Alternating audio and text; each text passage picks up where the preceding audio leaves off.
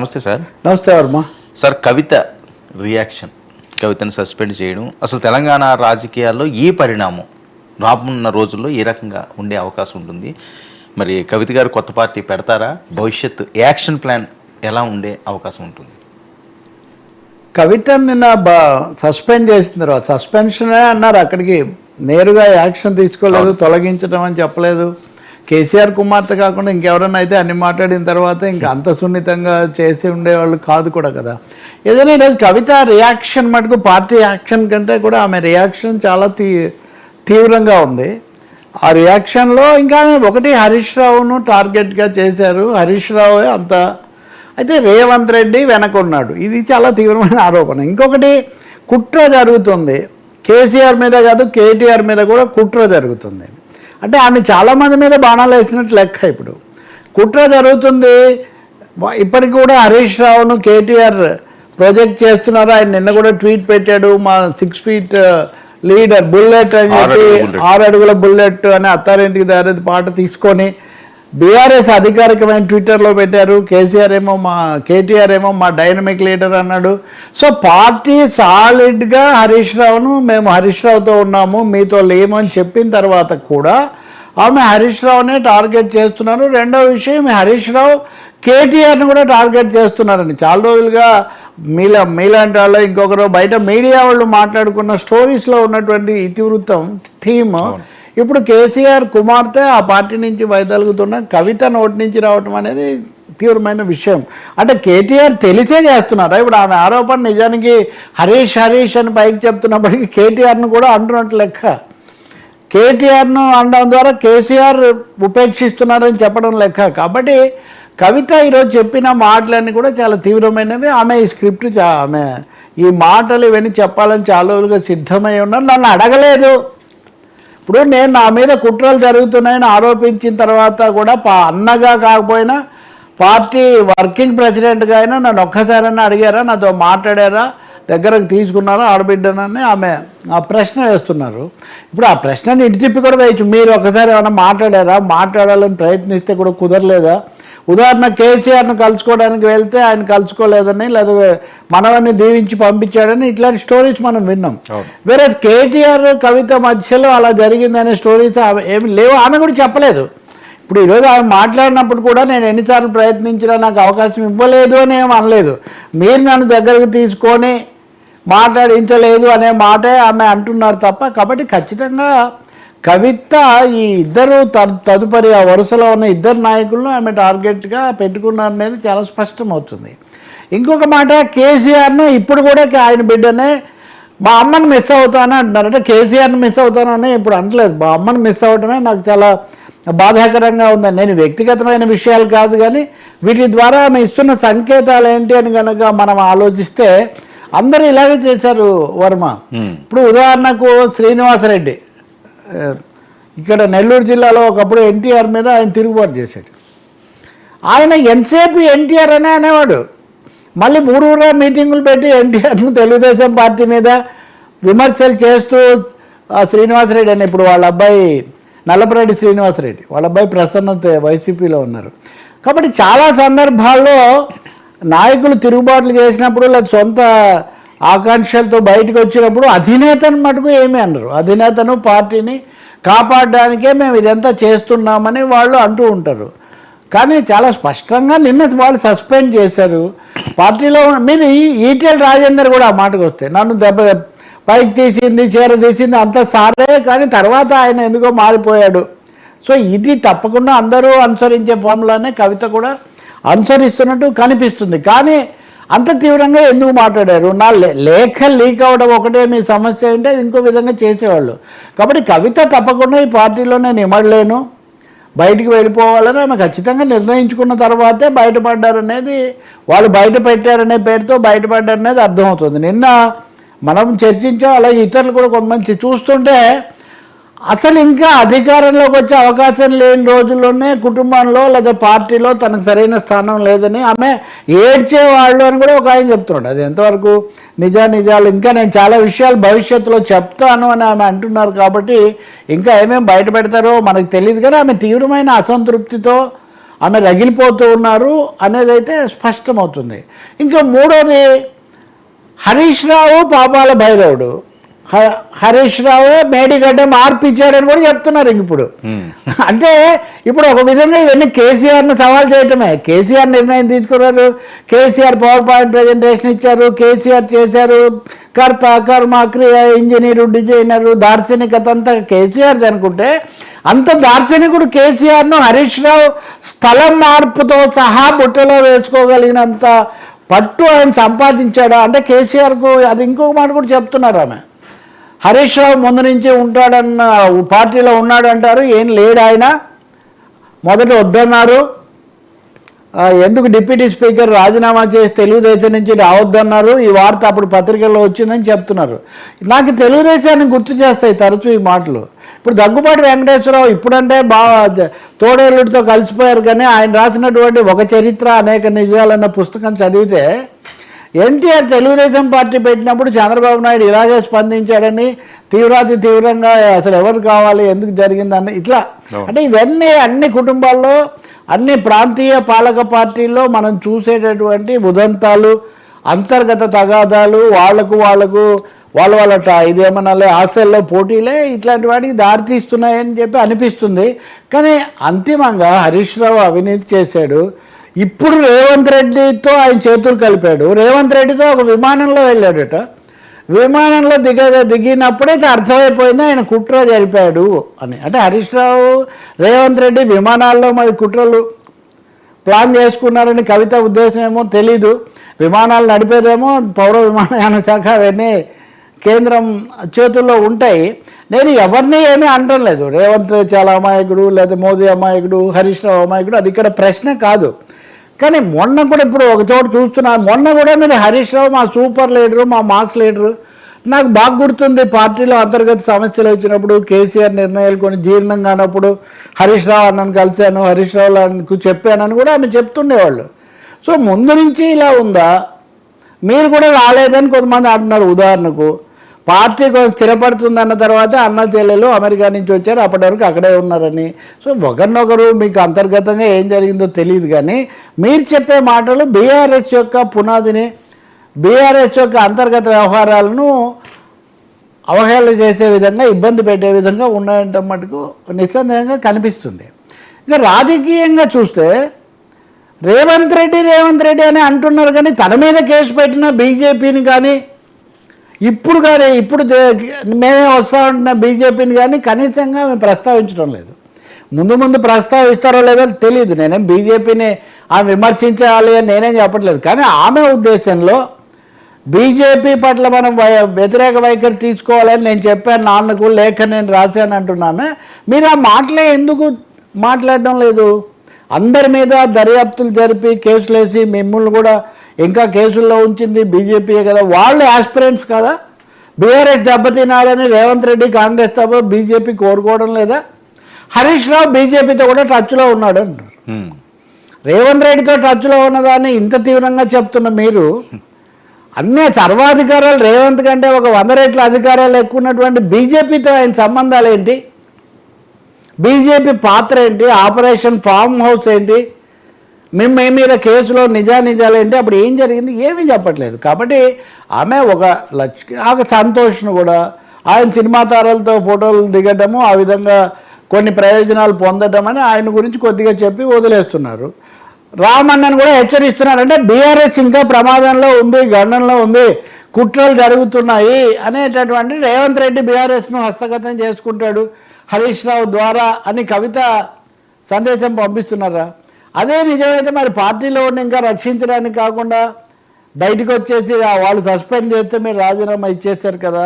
ఇవన్నీ ఈ ప్రశ్నలన్నిటికీ మరి భవిష్యత్తులో నేను ఇంకా చాలా విషయాలు చెప్తానంటున్నారు. కాబట్టి ఆమె చెప్తారేమో చూడాలి. నేను పార్టీ కోసం పనిచేస్తే నన్ను ఎందుకు తీసేశారు, నేను బీసీల కోసం పనిచేశాను, కేసీఆర్ మీద విచారణ వద్దని నేను అన్నాను, ఇవన్నీ మీరు చెప్తూ ఉన్నప్పుడు ఆ రెండో కోణమే మీరు చెప్తున్నారు. కానీ దయ్యాలున్నాయి పార్టీలో, కేసీఆర్ చుట్టూ దయ్యాలున్నాయి అంటే దయ్యాలను కేసీఆర్ పెట్టుకున్నాడనే కదా దాని అర్థం.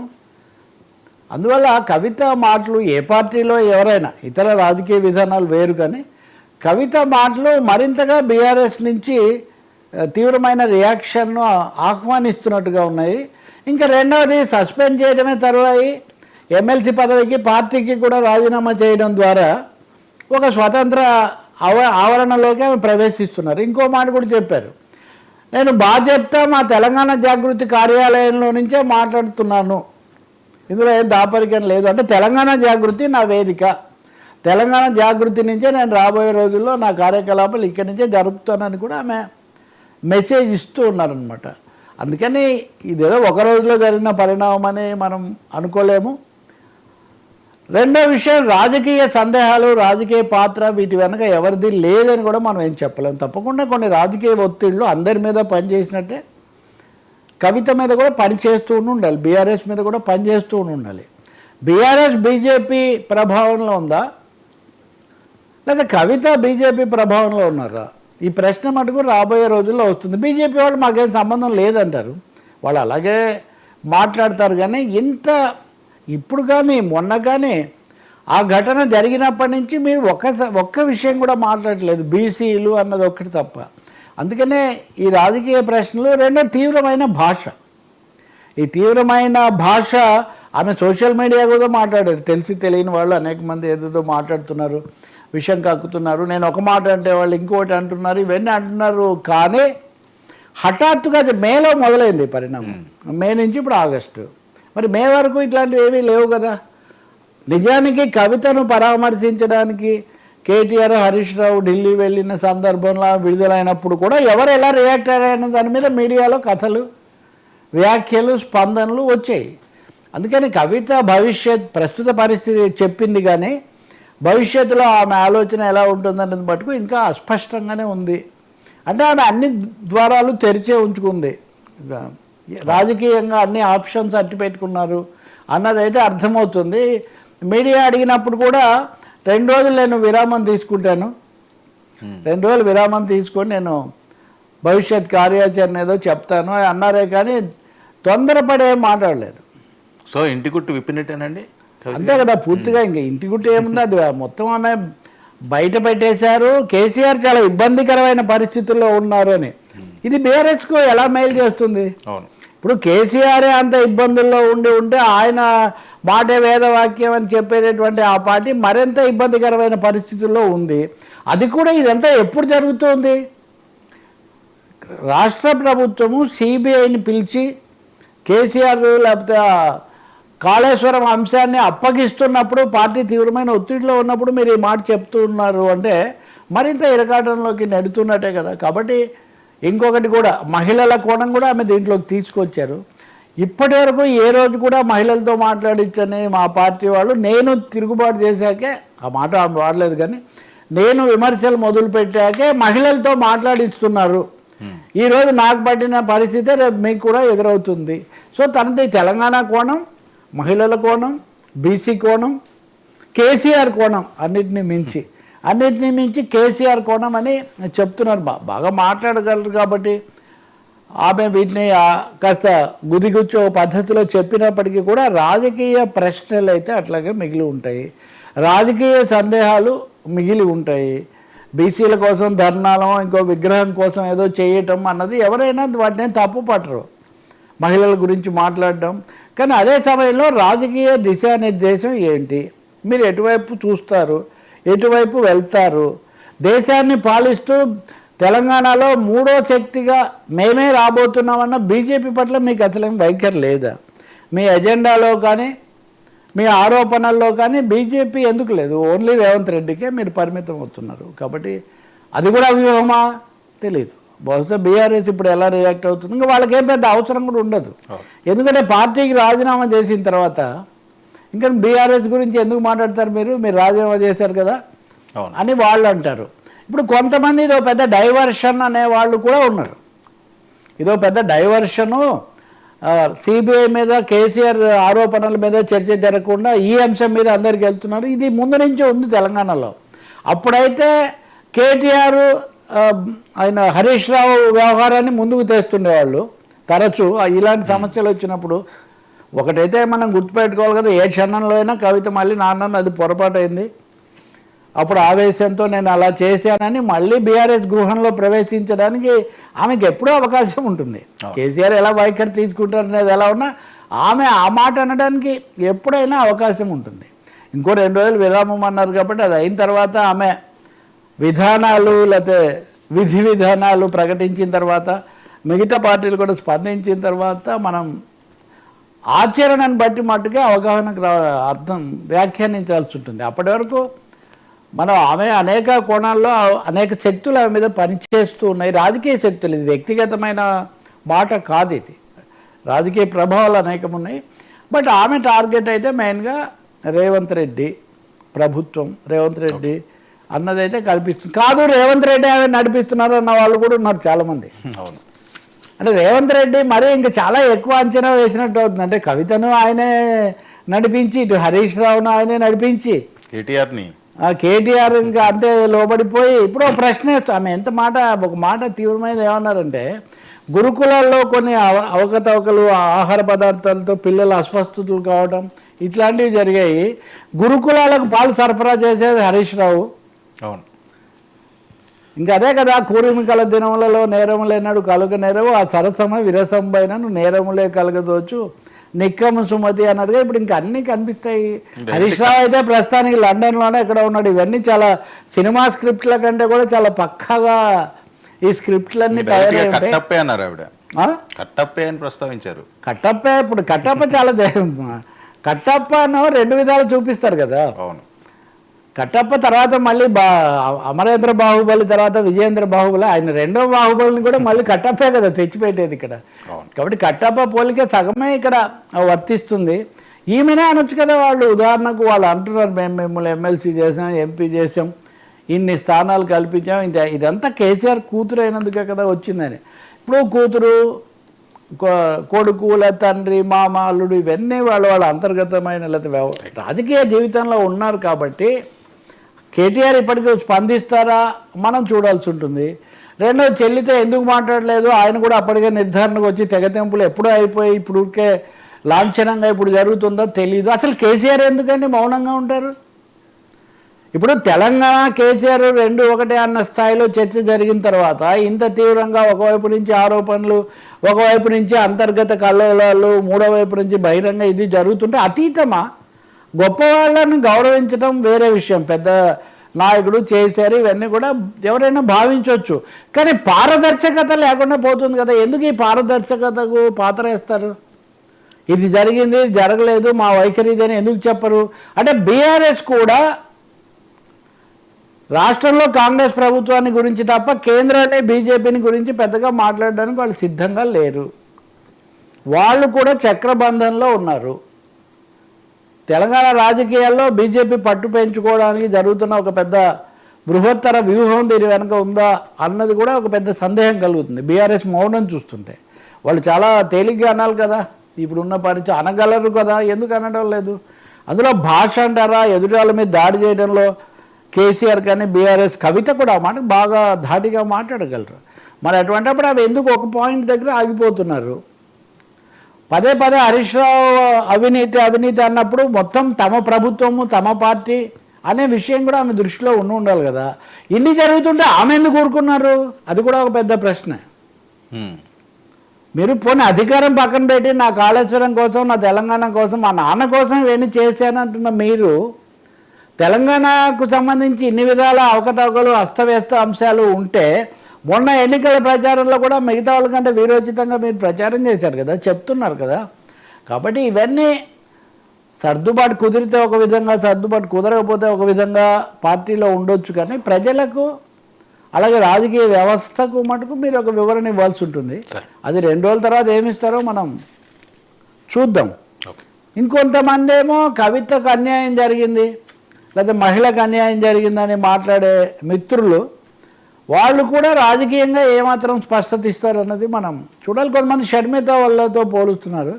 షర్మిలతో పోల్చకండి అని కూడా ఆమె దాదాపు షర్మిలతో పోల్చడం పట్ల తన అసంతృప్తిని ఆమె వ్యక్తం చేశారు మీడియా మీద. ఇంకోటి 2 ప్రశ్నలు వేస్తే నా భవిష్యత్ అంతా మీరే చెప్తారా, మీరు మంచి జ్యోతిష్యులు ఉన్నట్టుగా ఉందని ఎవరి మీద ఒక ఇది కూడా చమక్క కూడా ఆమె వేశారు. అందుకని మనకు కూడా 2 రోజులు ఆగి ఆమె ఏం చెప్తారో మనం చూద్దాం. కానీ అస్పష్టత అయితే చాలా ఉంది.